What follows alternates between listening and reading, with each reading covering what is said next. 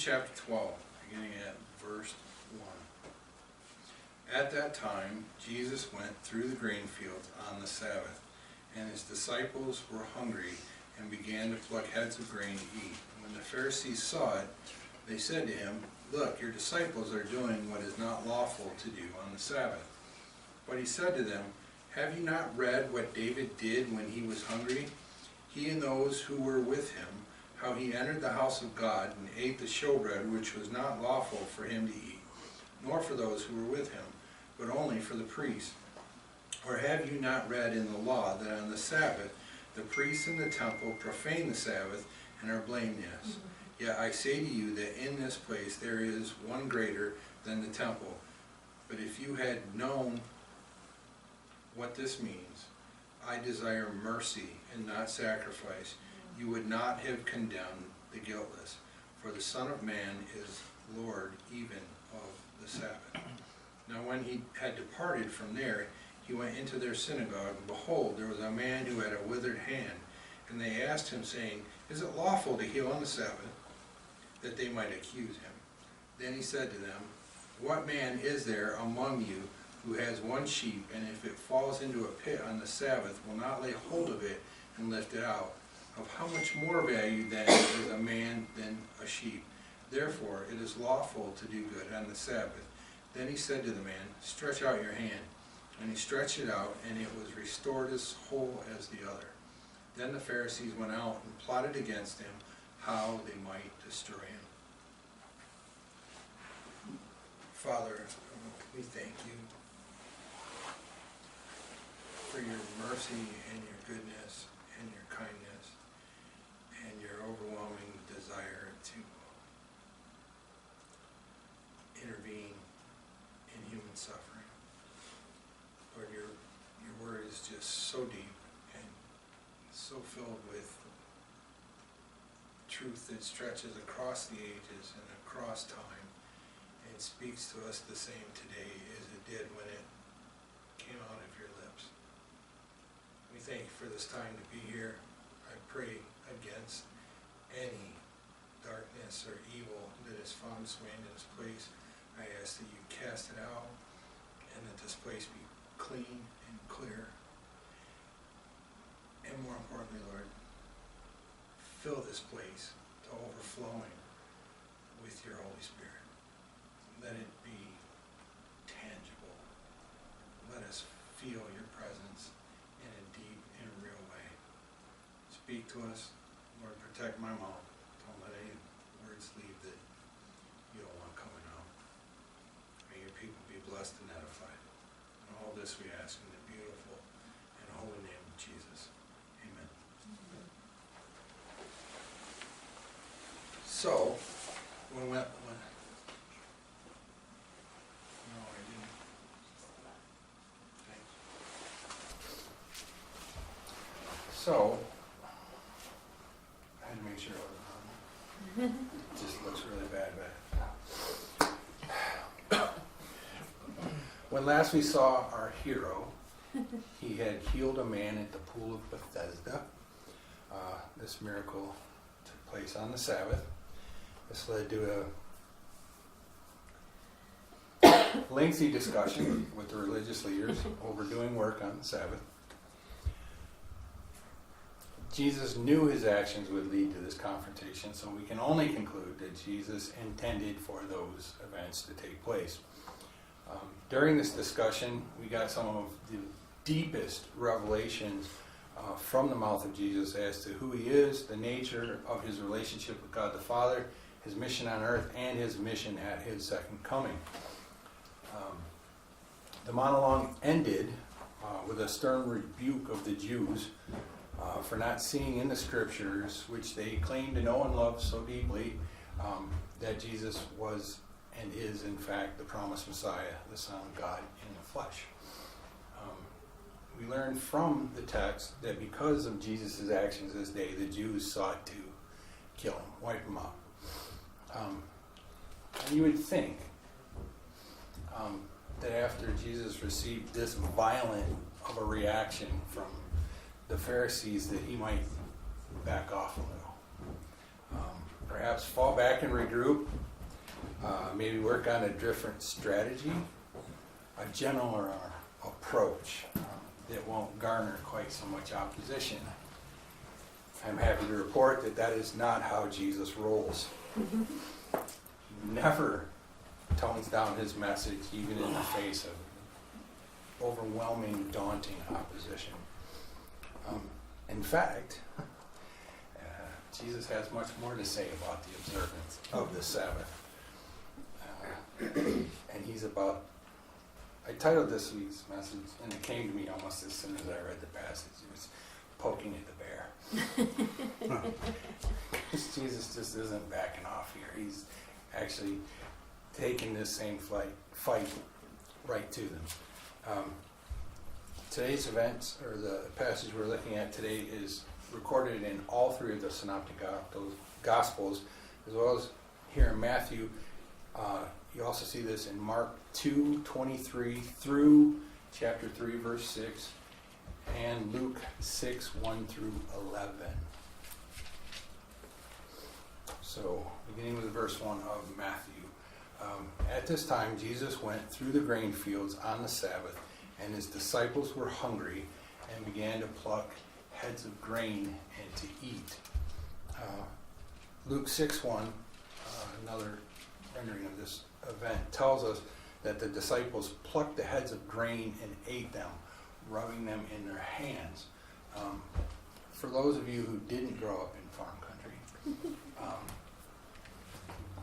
wheat, rye, oats, barley, the major grains that were grown in Israel, in the Middle East. It's a grass, and it sends up this big stalk, which passes for a flower in the grass world. It doesn't really look like much. But when the head's fully developed and dried out, you can just pluck the head and take it between your hand and start rubbing it. And the chaff, basically oats, wheat, rye, they're all just seeds. And so you take it, you rub it between your hand, and gently blow on it, and eventually you'll get nothing but the seeds, and you can just pop them in your mouth and eat them. I used to do that as a kid.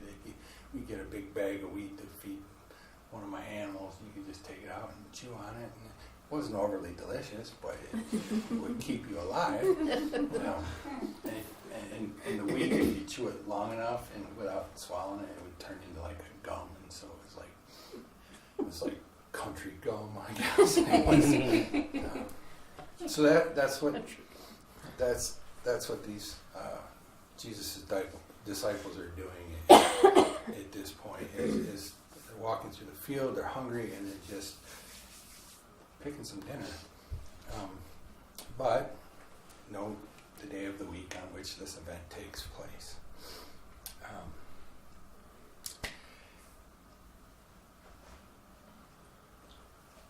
The timeline I have seen for this is actually the very next Sabbath after the previous Sabbath day's kerfluffle.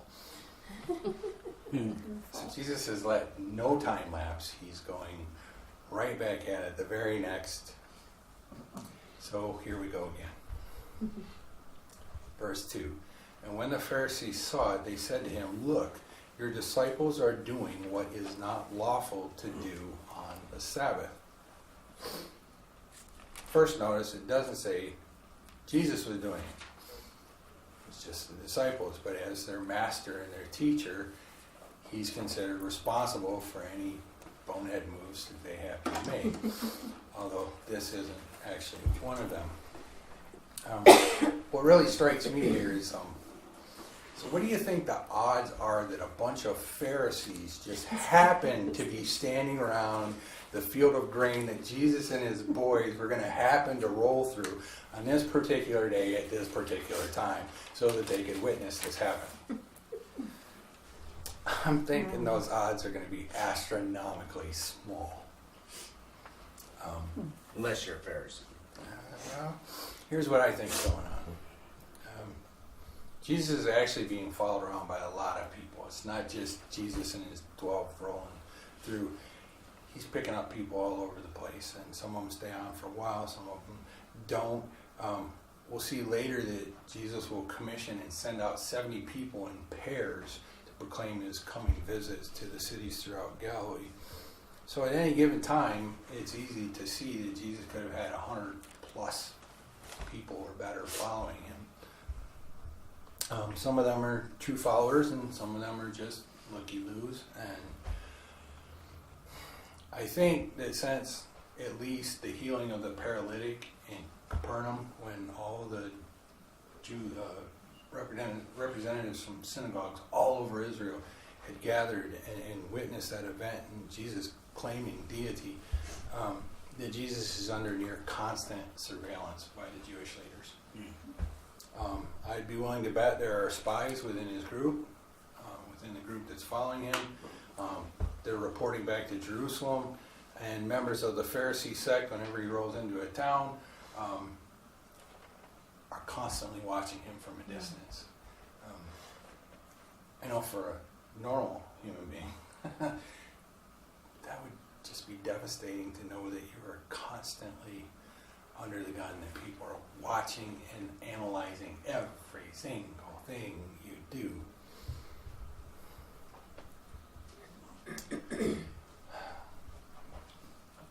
And these men are not here, of course, seeking Jesus' knowledge or understanding. They're looking for every opportunity they can find to trip him up and hopefully make him look bad in the eyes of the people that are following him. But they're also building a case for murder. It's coming. The seeds for it are being planted now. Jesus knows this. God knows this and has told Jesus to do all the things he's doing, to go all the places that he's going, say all of the things that he's saying. Jesus told us as much in the last passage. They don't do anything. So I think this shows us at least two things, probably more, but I saw two.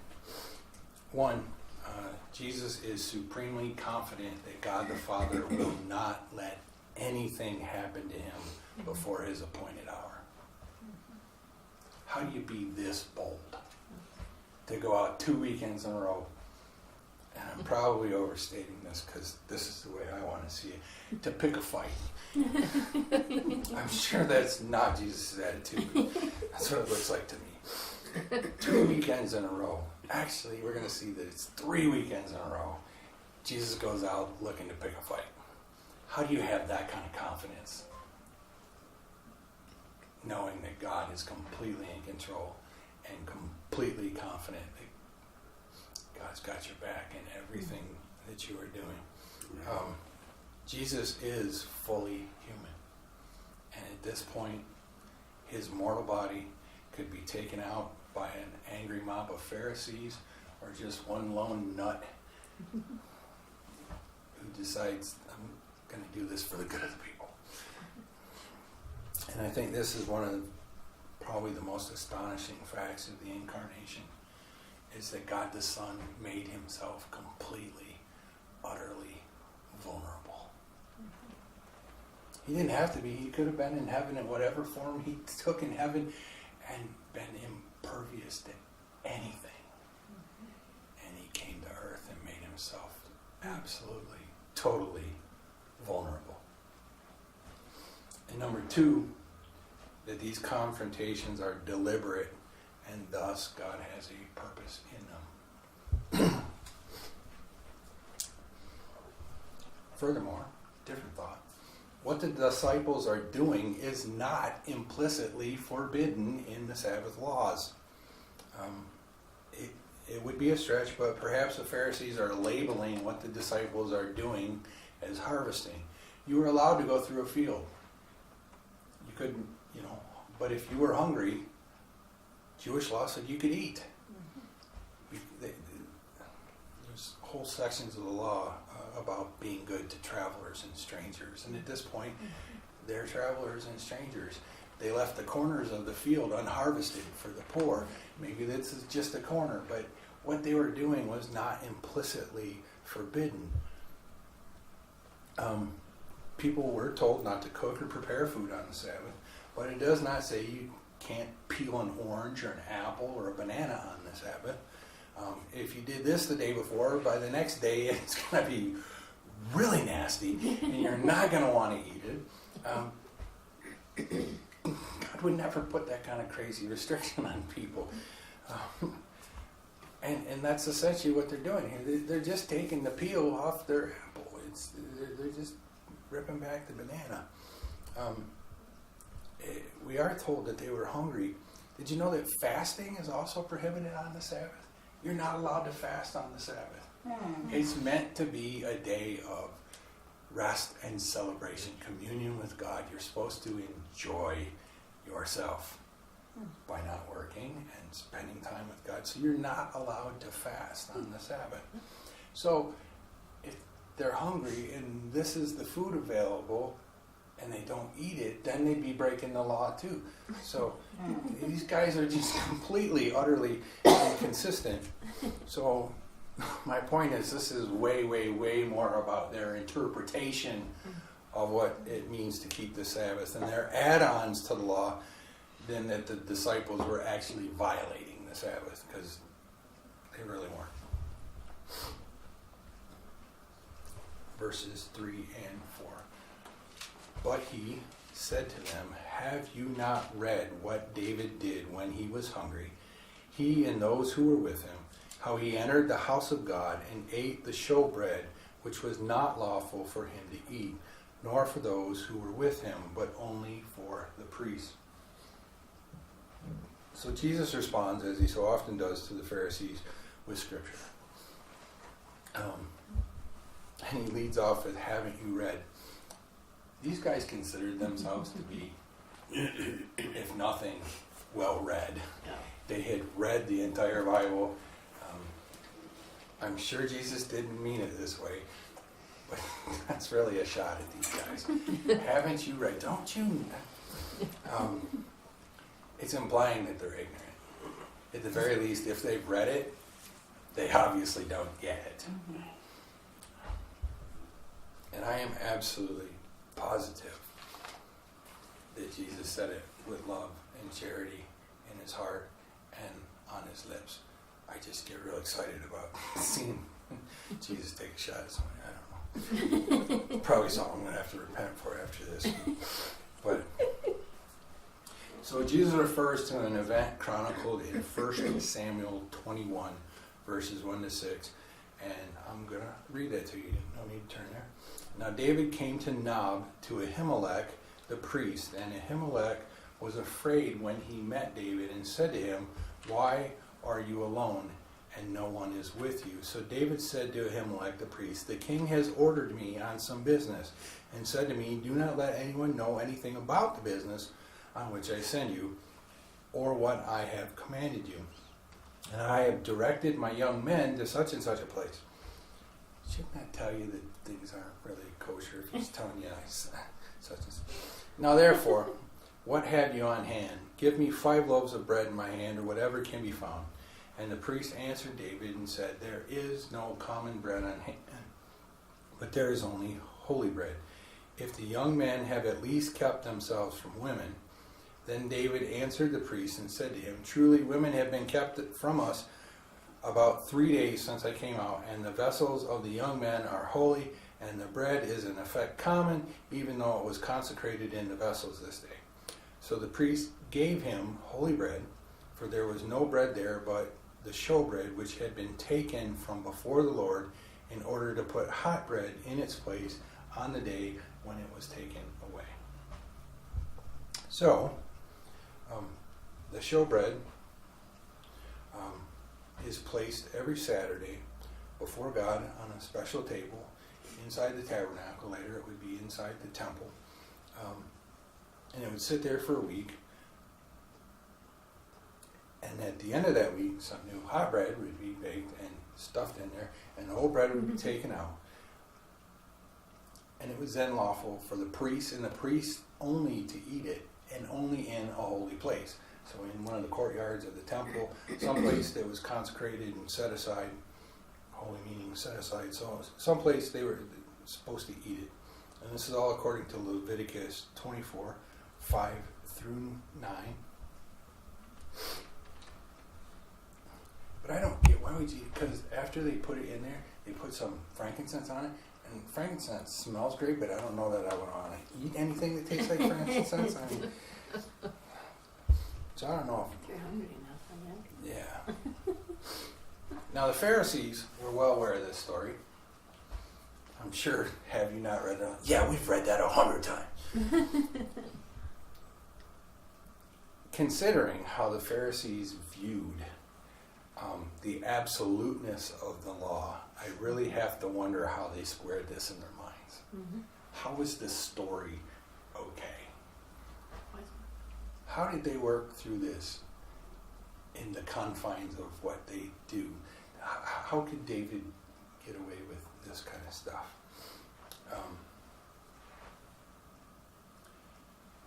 Sort of a side note, but not a side note. I think it's really interesting that Jesus would use this narrative. In this passage, in this discussion with the priest, David lies outright twice. He was not on a secret mission for the king. He was on the run from the king. He was on a mission so secret the king didn't know about it. So maybe it's just how he mixed his words, not so much. David is straight out lies twice to this priest, and it would eventually cost this priest and his whole family their lives. Mm-hmm. Samuel would come after them and wipe them out for having helped David. Saul. I'm sorry, Saul. So I think it's very interesting that Jesus chooses this story to make his point. So I really think the point here is not so much that David was justified in asking for it, but that the priest was blameless for having given it to him. In fact, the priest did exactly what he was supposed to. And we'll see more of how that fits in a little later on. Verse 5. Or have you not read in the law that on the Sabbath the priests in the temple profane the Sabbath and are blameless? So what do priests do on the Sabbath? According to Numbers chapter 28, every day the priests sacrifice a lamb in the morning and another in the evening and prepare a corresponding grain and drink offering. Now the lambs have to be slain in a very particular way. Not to get too gory, but the blood drained, and then they have to be prepared and washed, and it's a process. It's not just, toss a lamb up there. It's quite involved. Now on the Sabbath day,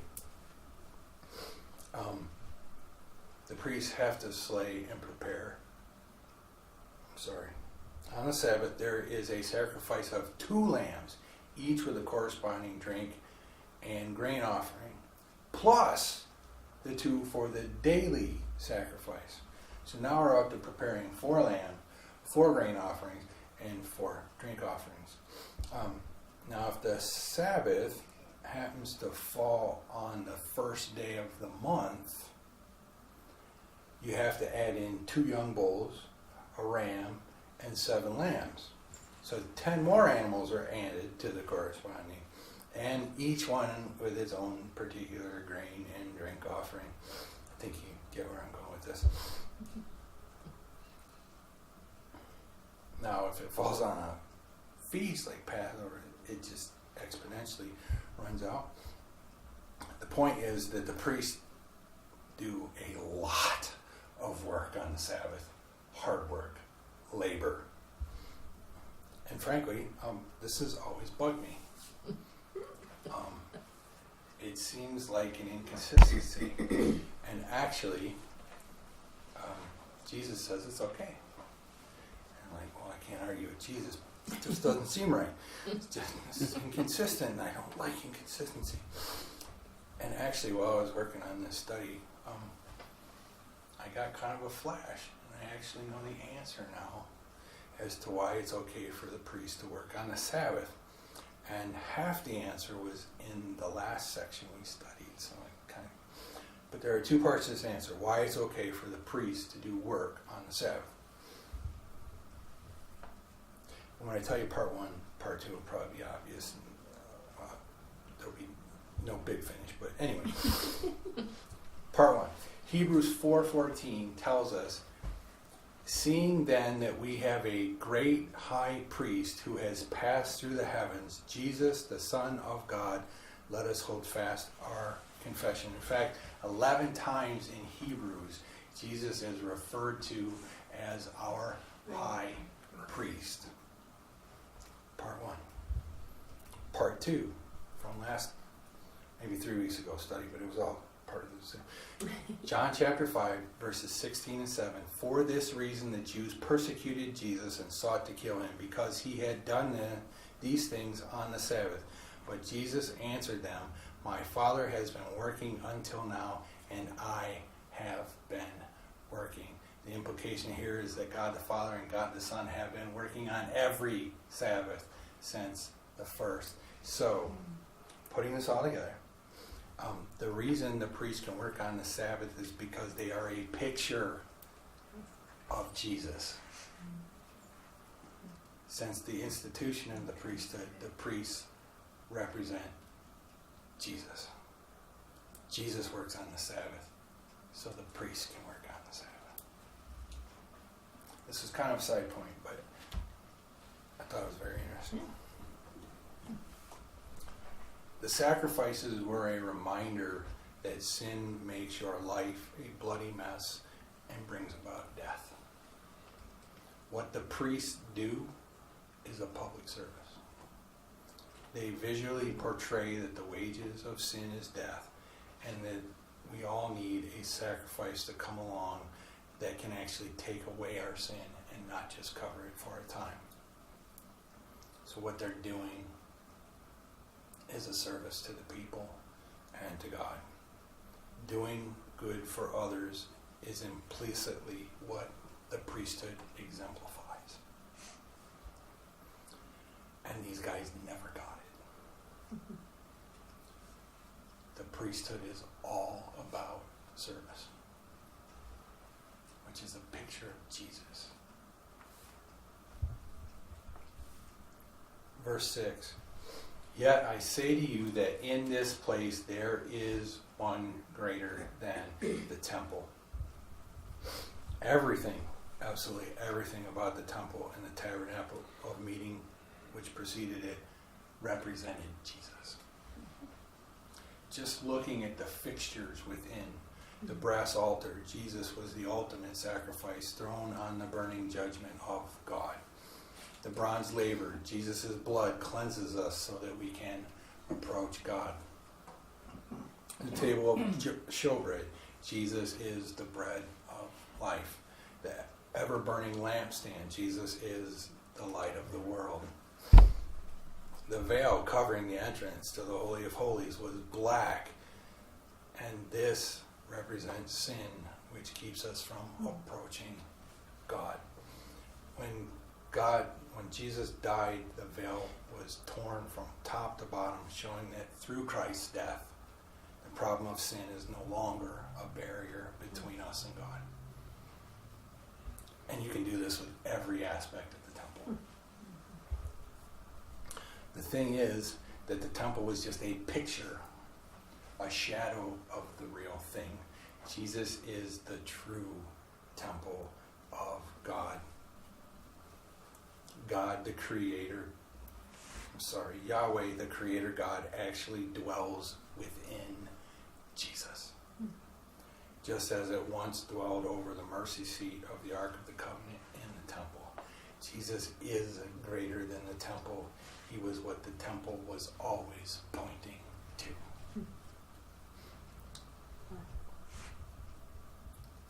Verse 7, but if you had known what this means, I desire mercy and not sacrifice, you would not have condemned the guiltless. Now this is the second time we've heard this from the lips of Jesus. The first time was when the Pharisees wanted to know why Jesus ate with tax collectors and sinners. Matthew's mega dolce blowout at his house after he got saved, after Jesus called him, and the Pharisees are hanging and lurking around outside. What are you doing in there with those dirty people?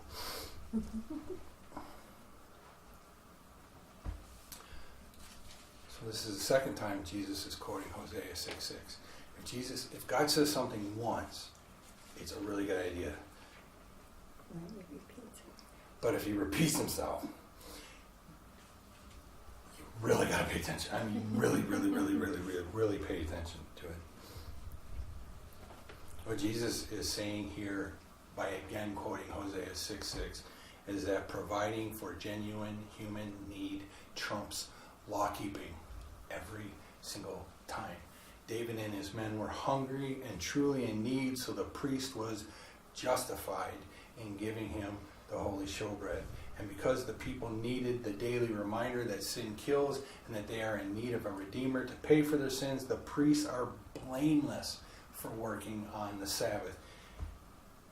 Human need trumps the law, which is why God works on the Sabbath and is not violating his own statute. It was the same when Jesus was eating with the tax collectors and the sinners. Their need to hear the gospel far exceeded any of the Pharisees' laws about associating with people who were considered unclean. Their need to hear the gospel far exceeded any of that.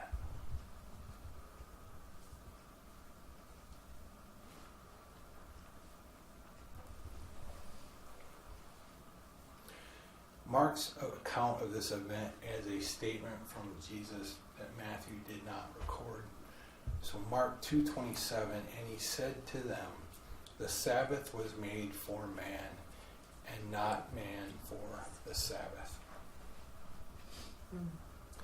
God made the Sabbath explicitly for the benefit of man. The Sabbath was not something God had thought of for some other reason and then tried to force it, hoist it on men. You gotta. God wanted his people to be set apart. Absolutely no one else anywhere in the world took a day off for anything. Broken bones, sickness, they're still out there trying to pitch food to the animals and whatever they can. Nobody in the world at this time took a day off. The Jews were considered lazy and worthless for taking a day off. Wow. The rest of the world considered them lazy.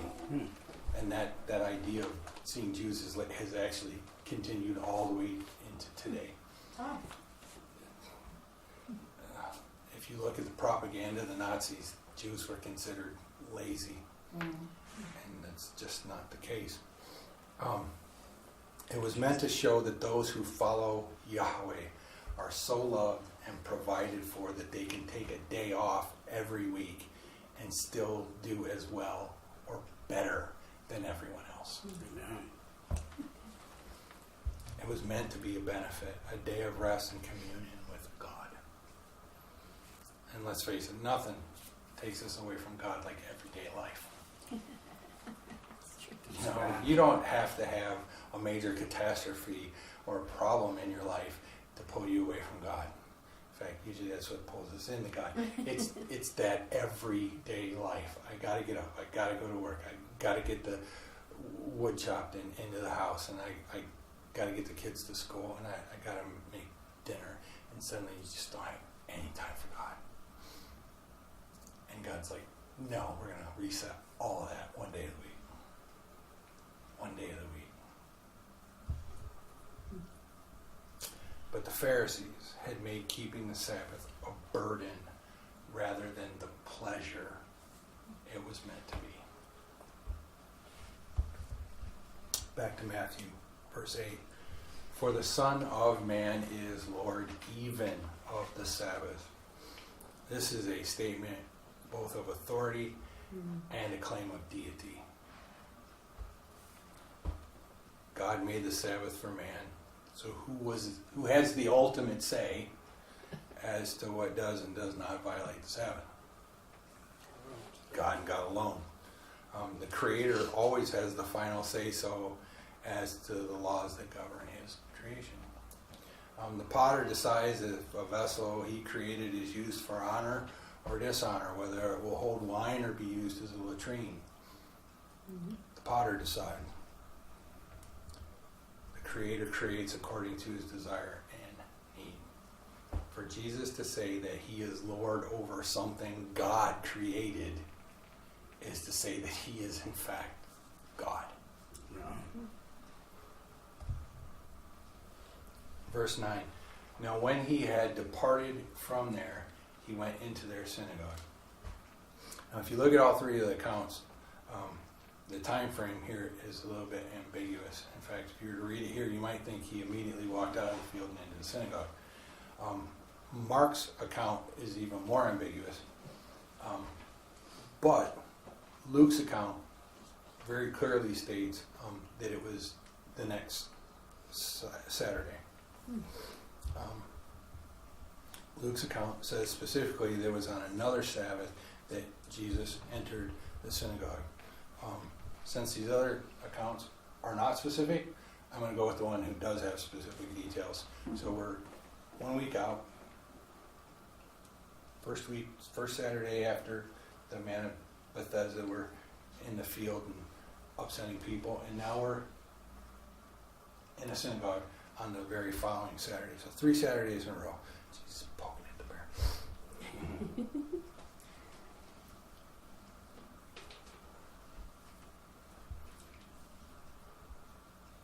Verse 10. And behold, there was a man who had a withered hand, and they asked him, saying, Is it lawful to heal on the Sabbath? That they might accuse him. Seriously, where are these people's hearts at? Do they even have one between them? Why wouldn't you praise God that this man might be made whole? And we're going to get to see it. I would hope that was where my heart would be. This is so horribly sad that this is where these people's hearts are at. That they have no... Jesus is going to really drive this point home. We do know from this that word of Jesus' power, his miracles, has spread everywhere. He just walks into a synagogue, they know who he is, and they know what to expect. And they're ready for him. And even at least once, wouldn't you want to go, gosh, I want to see this. I heard this is awesome. And they're not. They're just looking for ways to trip him up. We often say that the Jews missed Jesus because figuratively he did not look the way they thought he should look. Conquering king, conquering hero. Throw off Rome. But to see an event like this unfold, it would seem that they also missed Jesus for who he was because their hearts were as hard as rocks.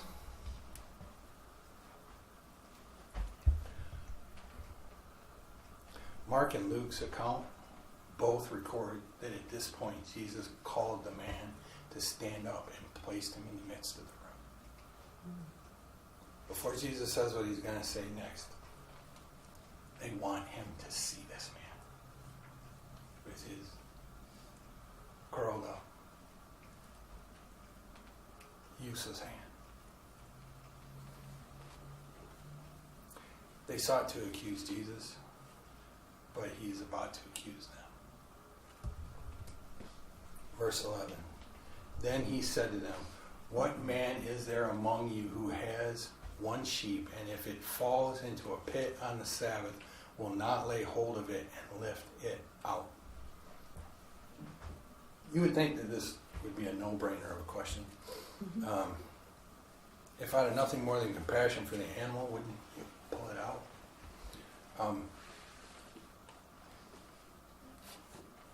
The Pharisees were very strict, allowed for pulling humans out of pits, preservation of life. But even within the Pharisees, there was some dispute about this. The Essenes, who were much stricter, actually were totally against it. You couldn't even help an animal out of a pit. But there were sections within the Pharisees who said you can't even pray for somebody on the Sabbath because God might do the work and then you'd have... it's it's that insane. Which is why I bring it up. Now, personally, if I was God, if I was Jesus, and I'd probably have used a dog. You know, if your dog falls in a pit on Sabbath, wouldn't you reach down and get him? Because that's going to get the heartstrings, right? That's going to get you going. Your Fluffy falls in the hole, and he's got to come. And sheep are not usually pests. They're not highly lovable. They're dumb as a box of rocks. They don't fetch, and they don't sit, and they don't even poop outside. They just sheep are but sheep represent wealth, Right. and a source of income. They have monetary value.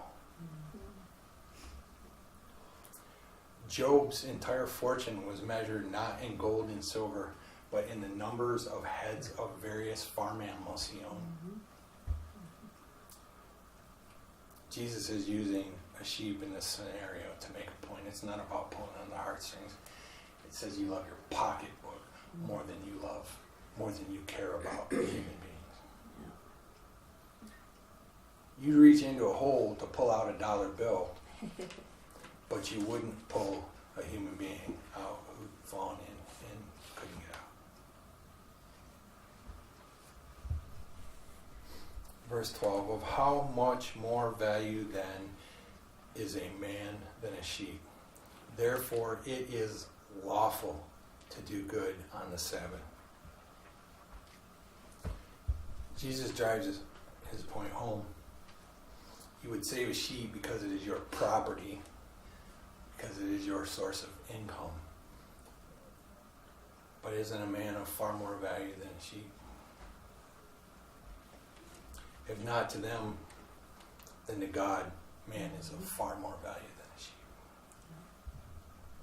Because if man is valuable in the eyes of God, it is lawful to do good towards a man on the Sabbath. Notice he does not say that you can make an exception in this instance. No. He actually says it's lawful. It's what you're supposed to do. The heart of the Sabbath law was God's desire to do something good for his people.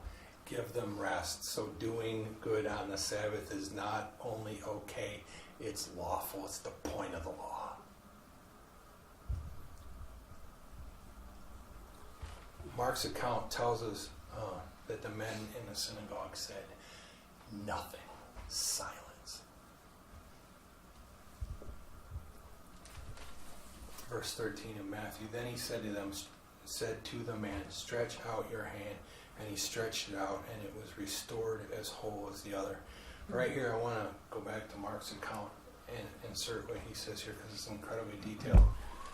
I really struggled this week with which passage to use, because each one contained amazing details. And I settled with Matthew, but this has to be brought in. Mark 3, verse 5. And so right after Jesus asking this question, and them having nothing to say. Verse 5, and when he had looked around at them with anger, being grieved by the hardness of their hearts, he said to the man, stretch out your hand. And he stretched out, and his hand was restored as whole as the other. What an amazing look into the heart of Jesus. Jesus has not got mad when they wanted to kill him. He has not got mad when he... But when people have no compassion on another, he put this man in the middle of the room so that they had to look at him, so they had to see this withered up, hardened hand, to see his infirmity. And they said nothing.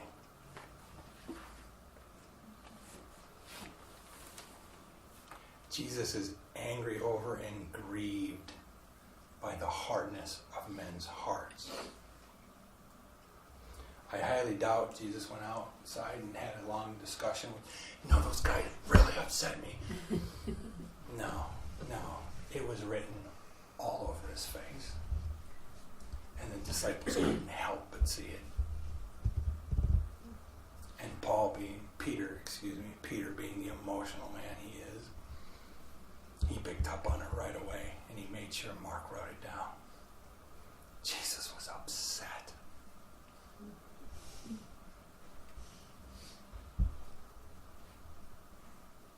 And Jesus is the exact image of God. What Jesus does shows us the heart of God. Our God is grieved and angered when men have a hard heart, when they have no compassion for the infirmities and the hardship of other people. But notice once again the power of the command of Jesus. Just like at creation, he spoke it and it happened. The command itself carries the power and the knowledge to carry out the command. Absolutely awesome.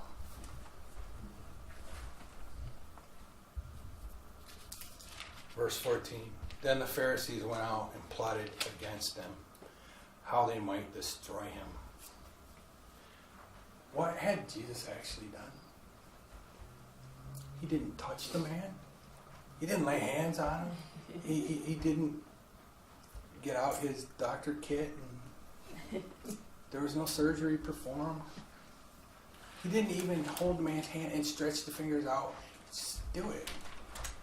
He spoke words. Amen. If one of the Pharisees had told his wife to go get him a drink, would that have been violating the Sabbath law? It was a command, nothing more. And yet they are madder than a wet hen. Again, Mark gives us one detail that Matthew doesn't. In verse 6, then the Pharisees went out and immediately plotted with the Herodians against him, how they might destroy him.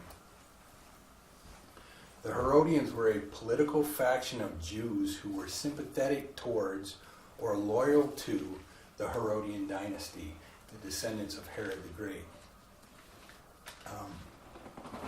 Thus they were friendly also towards Rome, because the Herods were just puppet kings of Rome. And they were also allies with the Sadducees. The Pharisees would have absolutely hated these guys. The Pharisees were highly nationalistic.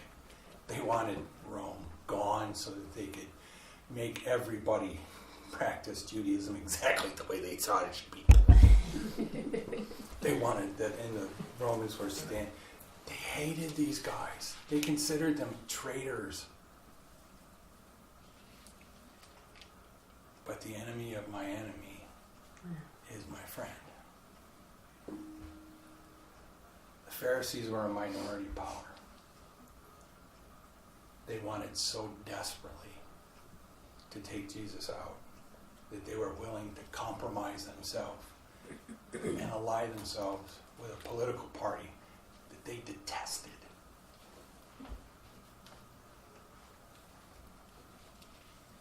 These are the hardest hearts I made. I don't know, I've had a pretty hard heart now and then, but it's easy to pick on these guys. And I probably shouldn't. But this is just ugly. And over what? They got to witness a miracle. A miracle.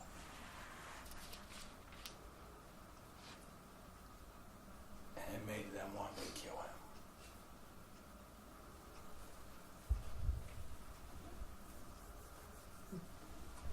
So, how do I wrap this all up? I think especially in that last passage where we saw how Jesus was so moved by their lack of compassion. It says to me, and I think to all of us, that God is a God of great and incredible compassion. And I'm exceptionally fortunate that this message is coming on the Wednesday before Christmas. Because there is no greater example of God's compassion for broken human beings, and we're all broken. Even if we don't have withered hands, even if we're not paralytics in a bed, we are all facing death. Eternal separation, eternal damnation. And God would have every right to just write us off and go, hey, they made their bed. Instead, he entered human history and showed more compassion than any human being can even comprehend. Amen. Jesus not only got upset at others, but he lived the compassion that he expected to see from other people. Our God is compassionate and loving, and there's maybe one greater time out of the whole year that we think about events. But God's entrance into human history is an incredible and amazing, heart-melting act of compassion. Jesus lived exactly what he expected others. Jesus is the epitome